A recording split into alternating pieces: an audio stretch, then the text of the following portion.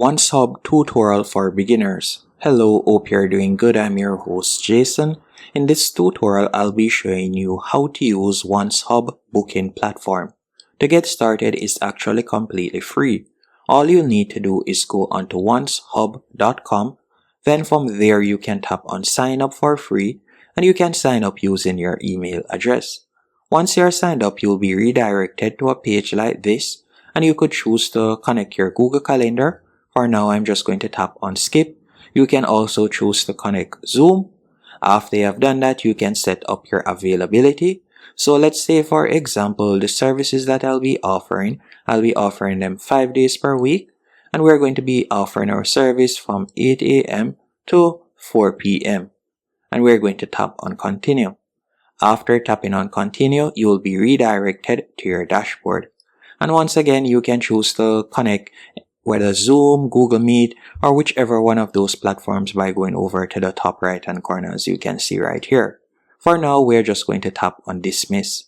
After selecting dismiss, the thing that I like about Oncehub is it is quite beginner friendly and straightforward. So for instance, you can go over to the bottom right hand corner.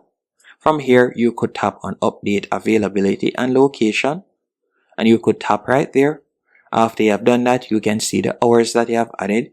You could change the hours if you want, so you could override the hours if you want, as you can see right there. You could choose to edit your weekly working hours. You can also select whether you would like to add, for instance, phone calls or so on. You can do that. And again, you can see different integrations that you can quickly set up. We're going to go back to our main dashboard. Now, once on this dashboard, what I want you to do is go over to the top right hand corner, tap on the settings cog. From there, you could select users. Then you can tap on add user. And this is where you'll be able to add persons to your team. So you can tap on add user and you'll be able to fill in their email address, name, and also choose the role they play. So that's how you'll be able to add users.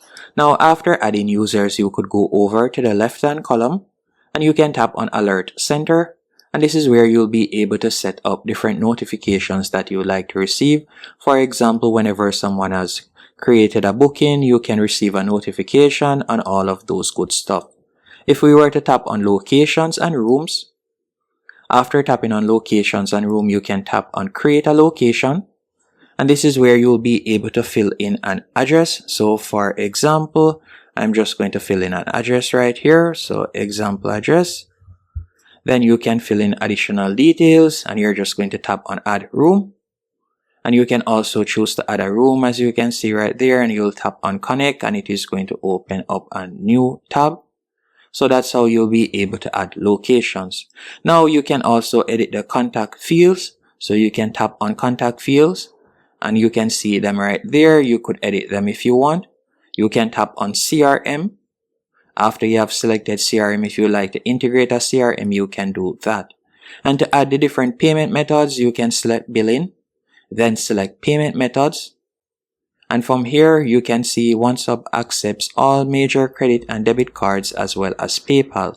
So you can see them right there. You have no payment methods. The payment methods page will become active after you have made your first purchase. So you could tap on purchase now and you could choose whichever one of these plans you'd like to use. So you can select whichever one of these plans, and then from there, you'll be able to accept payments on your Oncehub dashboard.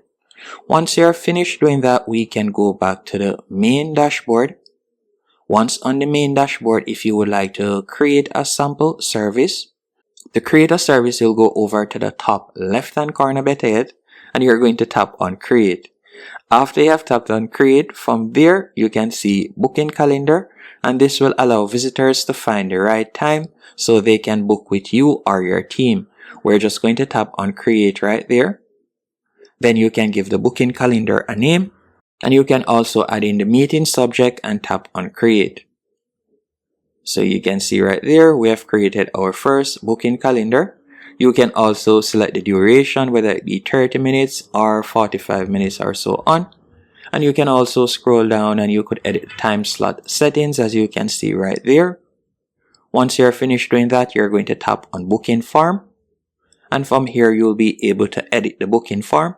So at the moment, we will ask the contact for their full name, email address, location, and SMS notification, as you can see right there.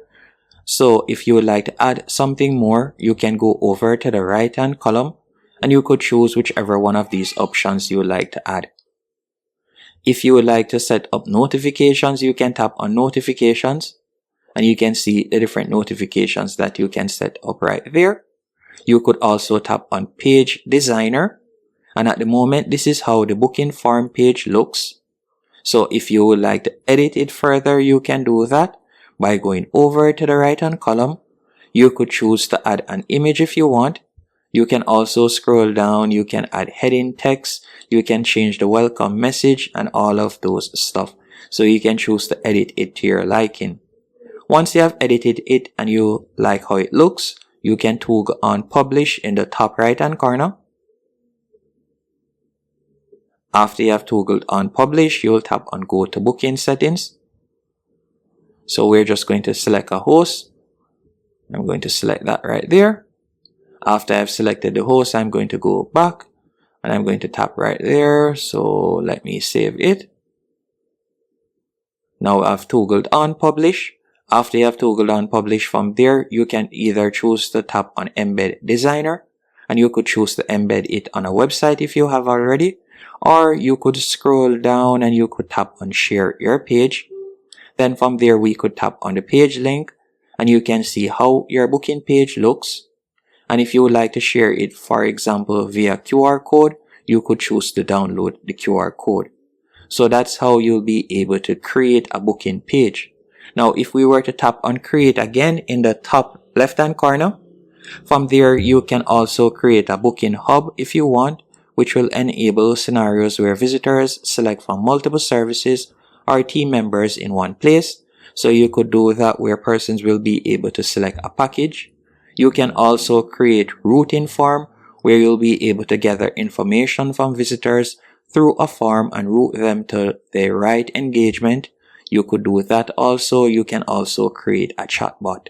So there are numerous options that you can find to create the perfect online booking page using Oncehub. So I definitely recommend this platform for any professionals that is looking at nice, easy to use booking page. Hope you found this tutorial helpful. If you have any questions or anything that you'd like me to go more in depth in or go over, let me know in the comment section, and thank you for watching.